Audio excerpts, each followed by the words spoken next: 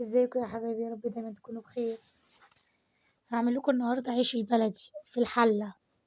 الحله، مش الحله دي، الحله في حله كده بديله فرن كده، حلوه قوي يعني. انا صراحه جربت فيها الرز المعمر، حلوه قوي. فقلت اشتري واحده ليا وواحده لاختي، وقلت ايه اعملها. فعجنت اهو دقيق بميه وملح، ميه دافيه وكيس خميره، خمرتهم. لما اختمروا قلت ايه اقرص بقى كده، يعني احط رشه حبه دقيق، وقلت ايه اعمل لهم حتت صغيره، اقطعهم حتت صغيره كده. اهو يا حبايبي زي ما انتم شايفين اهو قدامكم كده. اعمل كل الكميه قدامكم اهو. جبت زيت عملته عليه عشان الوش يعني وما يلزقش في ايدك كده. تقطعي حتت صغنونه كده حسب بقى الفرن اللي انت بتخبزي فيه يعني. اهو قطعه كده. اهو يا حبايبي شايفين اهو. اهو بقطعه كله، قطعه كله عشان خاطر ايه يعني. فاختي بقى ايه ما صدقت لما لقيتني، قالت لي انا نفسي اكل عيش بلدي. قلت لها يا بنتي مش هينفع. تقول لي لا. قالت لي نجرب، انا نفسي اكل عيش بلدي من بتاع البلد بتاعنا. فقلت اعمل لها. فبجرب، قلنا نجرب بنعرف انا بعرف اخبز وكل حاجه بس مش في الفرن يعني، قلنا نجرب في الفرن.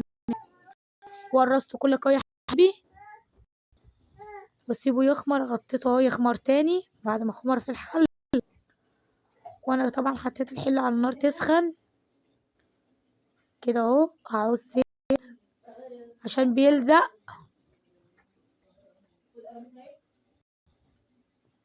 يا حبيبي اهو.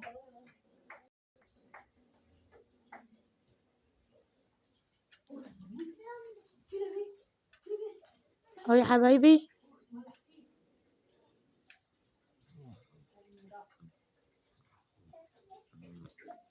هروح اهو زي ما انتوا شايفين كده تفرده. يا حبايبي اهو. هغطي الحلة واغطيها بالغطا.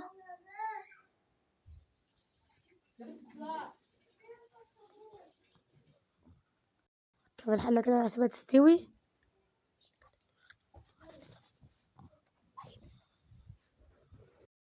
اهو. وانا ركنته في ناحية وحطيت رغيفين تاني اهو. وشه من تحت وشه اهو ومن تحت احمر. اوريهولكوا اهو. والله يا جماعة تحفة، والله عجبني اوي. احنا كنا عاملينه وقلنا نجرب، بس والله فعلا يعني الحلة دي حلوة يعني، ومش غالية، وهتخبزي في بيتك وحاجة نظيفة عشان خاطر عيالك. وما تنسينيش يا قمر دوسي لايك، وصلي جديد من مرات الشهر، هتشوفي كل جديد وممتاز.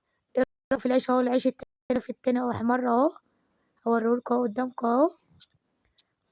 والله العظيم تحفة يجنن. ما تنسينيش يا قمر